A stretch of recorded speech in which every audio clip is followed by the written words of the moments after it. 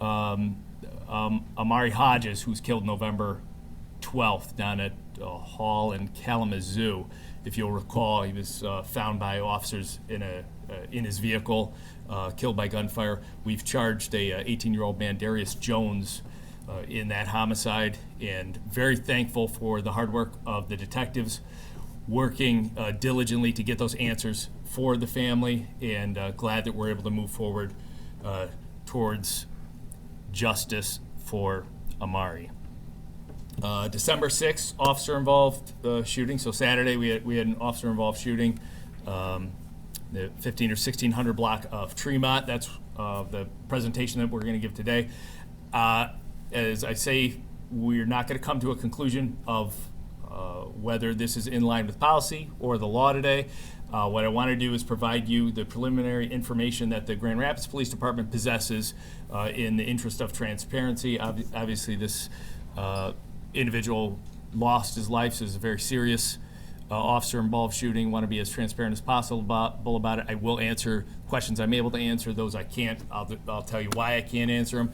I'll let the video speak for itself. I'll take questions after. One thing is, as you watch it, and we can discuss further after, both vehicles, there's two police cars involved in this. Both vehicles are struck by gunfire. You'll see some significant damage on one of the vehicles. Actually, a lot of the damage is because of the officer is right-handed. As he dove for cover, he actually sent some rounds through the windshield, which is not altogether uncommon. It's the second OIS we've had since I've been here that the officer was in a position to fire rounds through the windshield. So you see some of the damage on the vehicle, which we've included pictures of that. You will see some of that is from the officer, but there are incoming rounds as well. So we'll roll this and let it speak for itself, and then I'll take questions.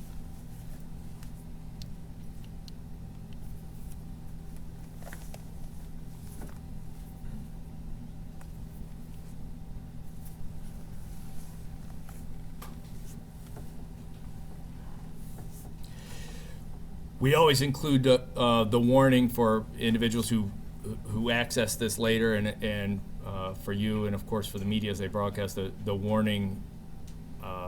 This includes sensitive material, and in this case, I really want to highlight that because this is a very alarming video to watch. So.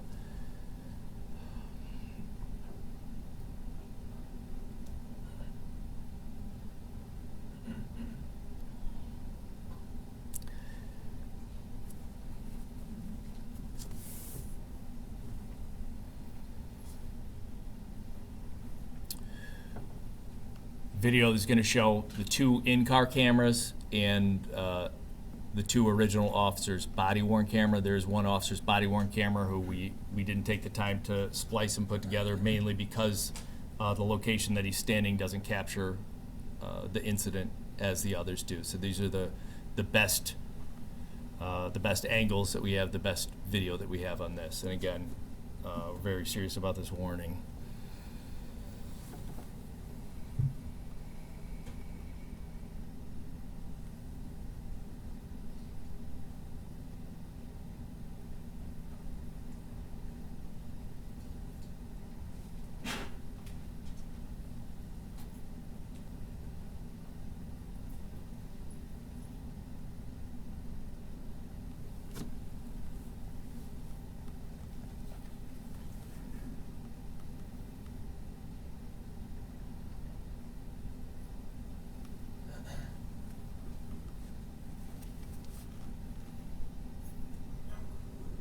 Please slow and stop. Closer, closer to it.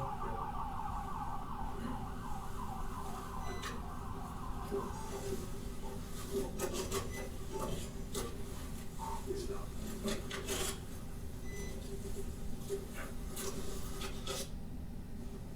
Shut off the car! Shut off the car! Shut off the car! Turn the car off!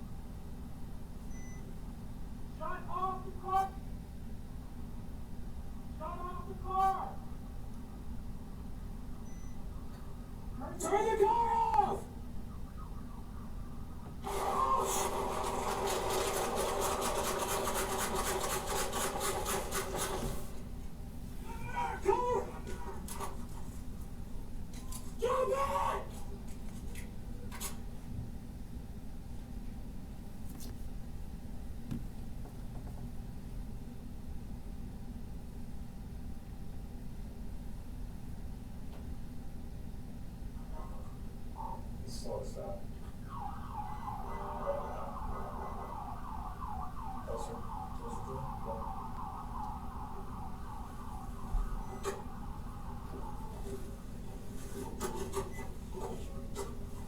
Please stop.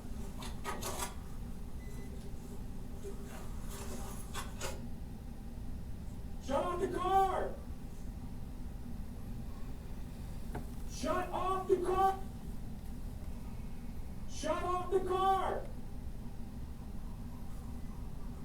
Turn the key!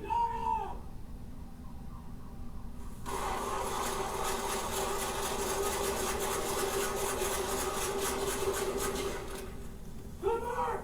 Cover! Drop it! Drop the gun!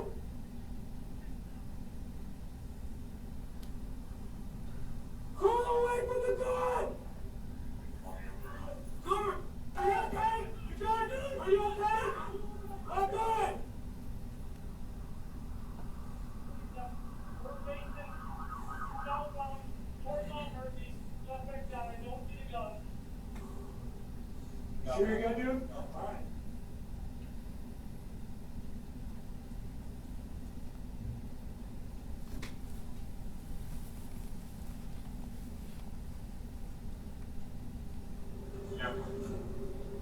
You slow us down. Slow us down.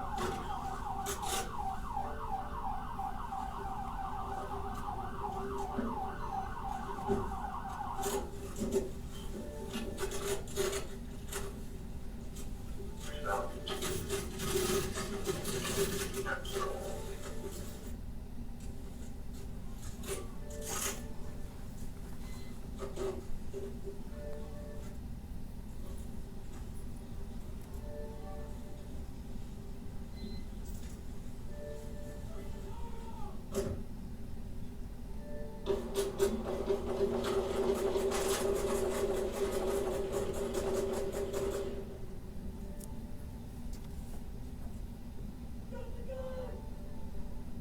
You keep pointing that fire, you're under shooting. Suspect down. Shooting, suspect down. He's going over.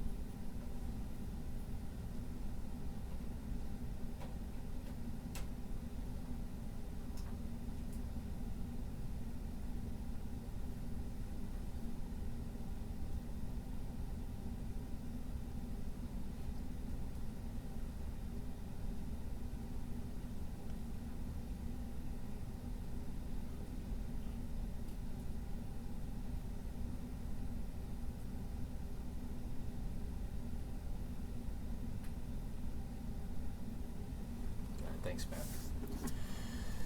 So, a terrifying reminder of how dangerous domestic incidents are. Very thankful that no police officers were struck. Obviously, there was a potential for that in this case. A tragic ending with the man passed away from his injuries. Officers did provide first aid on scene, transported to Butterworth, and the man was pronounced there. So with that, if there's any questions, happy to. Chief, do you see Yeah, any? Oh. Chief, the handgun, do you know exactly what type of handgun? And I know you probably don't have the answer totally on this, but the total number of shots fired from the suspect and police. You know, as we always separate the investigation between the state police and us, the information I have sort of ends with the amount of information that the Grand Rapids police officers have. So I know it looks like two of the officers at least fired every round of their guns, so 30 plus rounds towards the suspect. From watching the video, it looks to me between 8 to 12 rounds fired in the direction of the officers, but MSP would have that information. I could tell it's a semi-automatic handgun that the suspect is using, but didn't get the information from MSP yet. Hopefully that'll be, in fact, it will be included in their investigation, as will an actual round count of how many rounds were fired. Do you see anything else that your officers could have done? I know it's early in the investigation, but the guy coming out with a gun, firing at him. Is there anything else that you can see them doing differently? Interestingly, the driver of the first vehicle is in training, and he's in training with a field training officer. Is told most, if not all of you, we had a big hiring push to try and get to our budgeted strength to get back to a reasonable number of officers in the city, and because of that, we have dozens of officers in training. So one of the things that you'll see as you watch the video is the field training officer is actually giving the trainee instructions, pull a little closer to this. So I looked at it from a training standpoint of how's our field training officer doing, and of course going back throughout the day, you'll see from one of the first slides said that the first information we received on this was about noon or so, that there was a individual domestic abuse relationship armed with a handgun, and the officers took 4+ hours to try and sort it out in a peaceful way. As you can see, obviously this is a traffic stop. This wasn't confronting this individual at the house. We are trained to use time as a tactic. At some point in time, when you have information that an individual is armed with a propensity to use violence in a situation like this, when he did leave the residence and start traveling, it would be neglectful for the officers not to stop that individual. God forbid he locates the family member that he initially threatened or others, that would be on us. So from what I can see, short answer to your question is no. I think thankful for that training officer. Seemed like he's doing a great job. I know I have spoken to all 3 involved officers. They're all rattled, I would say, and my one concern again with this officer who's just a few months out of in-house training here, is this going to be his last day at work? Is he going to come into work on Monday and tell me that this job's not for me? So, and I wouldn't blame him if he did, because this is one of those things most officers across the country go their entire careers without being involved in a situation like this. And I'll tell you, to have 2 of our brand new officers involved in shootings this terrifying in such a short period of time is out of the norm, and just highlights how serious a job we have here. And but to answer your question, no. Had any of these officers been involved in any of the previous officer-involved shootings? Not since I've been here. No, and like I said, one of them's just brand new off the street. We recently had the 4 from the officer-involved shootings going back to September. They have all just returned to duty, and they're in their training phases, so they're not back on the street yet. So the short answer is no, and I don't believe the field training officer or the other officer have been in previous shootings since I've been here. So that training was driving the car? That's correct. Yep. Okay. Yep. So that supervisor who was training that officer was not involved in the last one? Right. Okay. Right. Yeah. Yep. Correct. Yeah, I think they're different shifts altogether. And all 3 of the officers fired shots? That's correct. Yep. And you said 30 shots? I'd say minimum 30. I don't know. MSP does an official round count, and they'll give the. But from watching the video, I can see that it looks like at least the 2 officers that we watched body worn camera they at least conducted a reload on their guns as they're going back. You can see their gun is in slide lock, and so you can see the top of the gun is slid back. That means they're either out of ammunition or for some other reason it's like that, and you can see they reloaded. So if I had to guess from the sound of it, I'd probably say 45 rounds one way and 12 rounds another, but that would just be guess. We'll get us an actual scientific number eventually. If I had to guess, yeah, but I could be wrong. What is the protocol for a domestic violence situation? At least 3. He was hit at least 3 times. I know that. I did go to the scene. I talked to some of the officers there who rendered aid. I know there were, as I was responding, I was listening to the transmission on the radio. I heard 2 officers apply tourniquets, but I know that at least three times he was hit. Go ahead, Matt. When there is a gun involved in a situation, we have an officer responding. What is the protocol when making a traffic stop? When you know this person said from what we understood, the woman had called and said this man had a gun. was willing to harm himself. What is a protocol in those kind of situations? Yeah. All three officers with guns. Yeah, so every traffic stop obviously is a scary situation because of the unknown. So if I was to conduct a traffic stop and just someone who drifted through a stop sign or something on the way out of here, there's less of a heightened fear in my mind or worried, but I want to operate safely. When you get information that there is potentially a deadly weapon involved, that fear is heightened.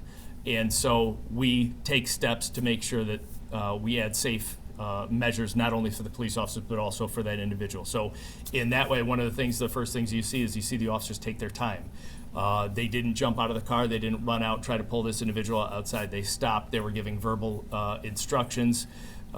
Using time as a tactic is huge and slow everything down. Obviously, action is faster than reaction, so the officers had their firearms in high ready or low ready position, whatever it is, so to save the moments that it takes to draw a handgun out of the holster. So that was all proper, and there's no, it's impossible to contemplate every scenario that we encounter in policing to write a policy or procedure on everything. So we train. In a situation like this, where it's a traffic stop, an individual has threatened someone with a firearm, you're going to take your time, you're going to stay back, you're going to use that distance shielding cover, and that's what you saw in action there. For Network 180, how often are they riding with officers, especially on a situation like So we have 3 full-time officers, and the one thing with our awesome co-response team is we take everybody's safety very seriously, and what we would not do is put, I didn't see anywhere in this that co-response would have been inserted in this situation.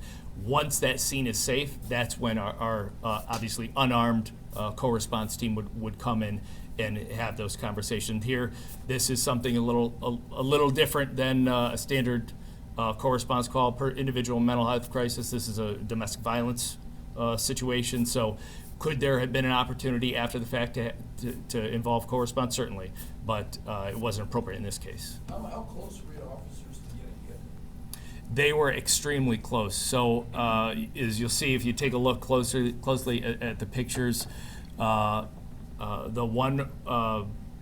primary vehicle, I don't know if you'll be able to slow down the video, but you'll see the officer that ends up firing through his windshield.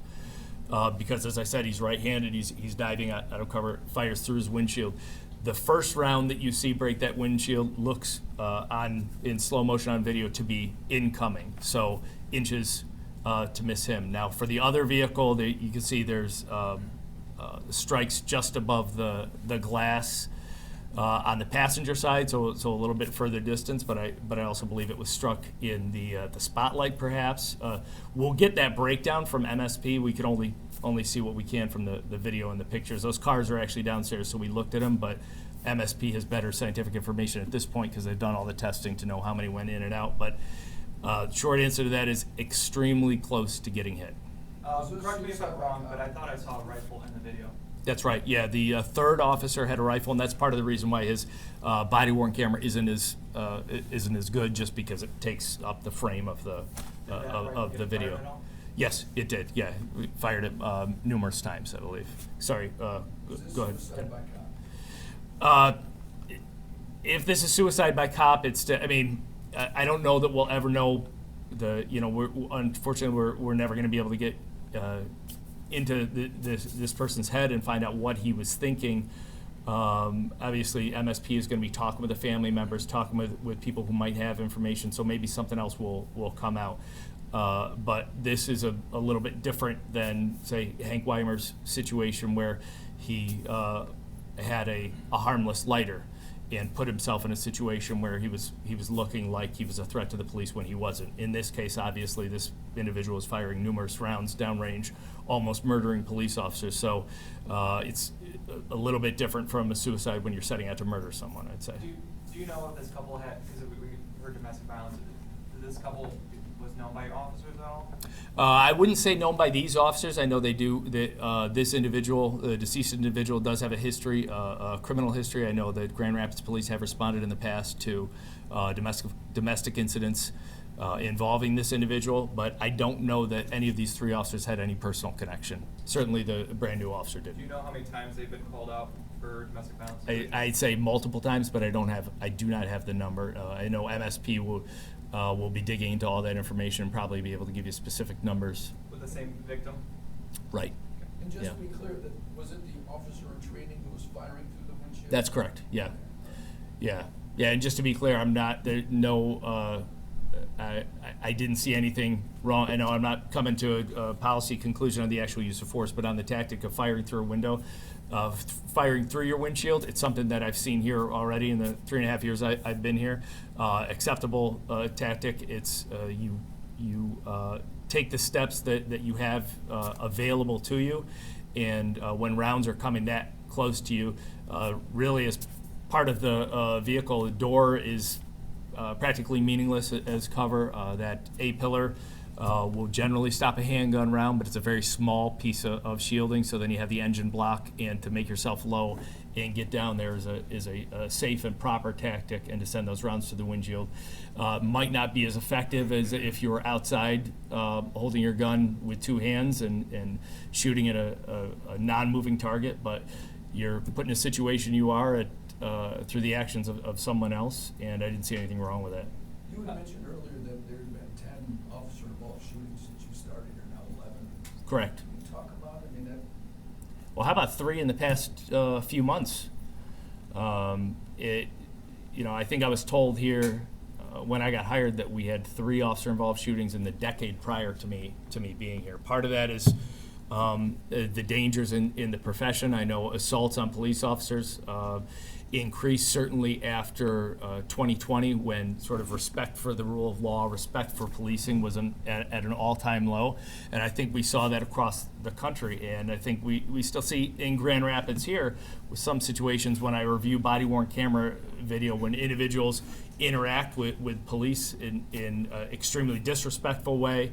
We talked about it with the Kalamazoo Walgreens when we had a press briefing about that, where individuals are told over and over, you will be arrested if you do not do this lawful thing I'm asking you to do. And so this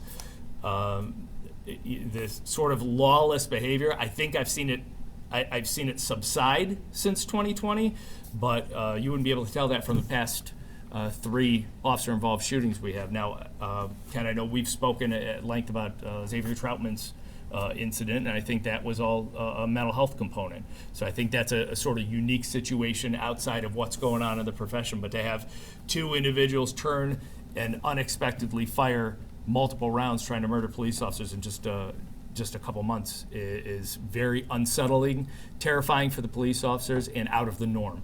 Do you plan on giving the suspect's name, considering what happened? I'll leave that up to Michigan State Police. I don't know what they have going on as far as we keep a very tight distance with each other, and now that that's their investigation, it's their prerogative to do so, and I don't want to step on their toes.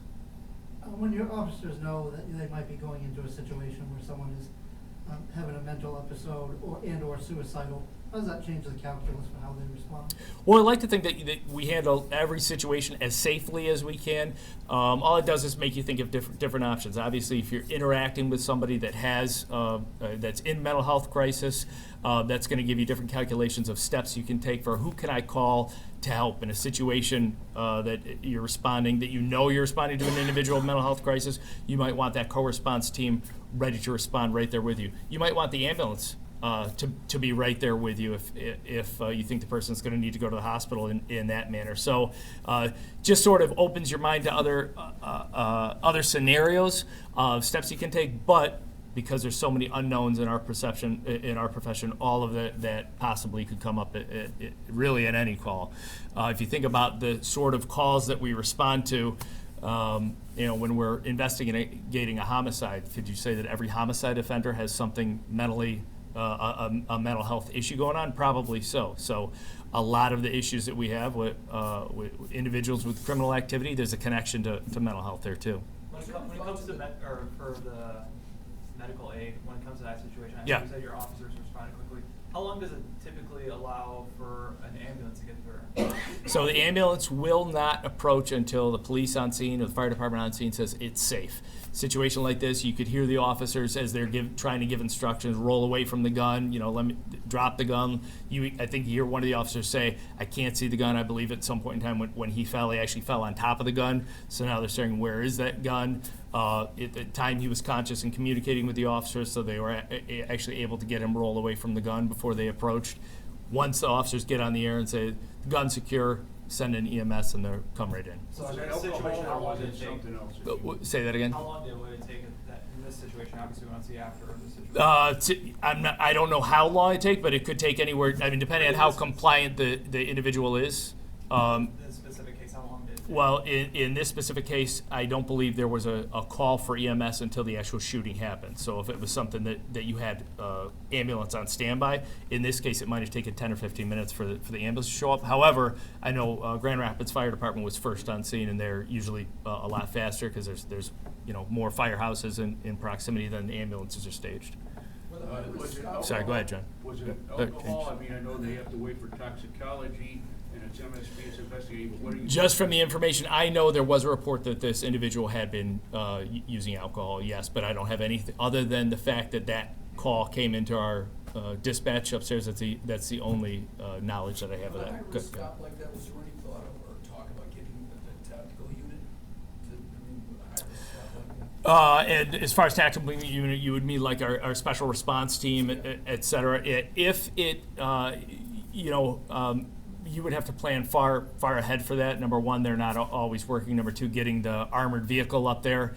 It's a long way to go to bring the armored vehicle wherever it is. We usually don't, but not usually. We do not patrol in the armored vehicle. We use it on an as-needed basis, usually for search warrants. And planned operations. And this was not planned.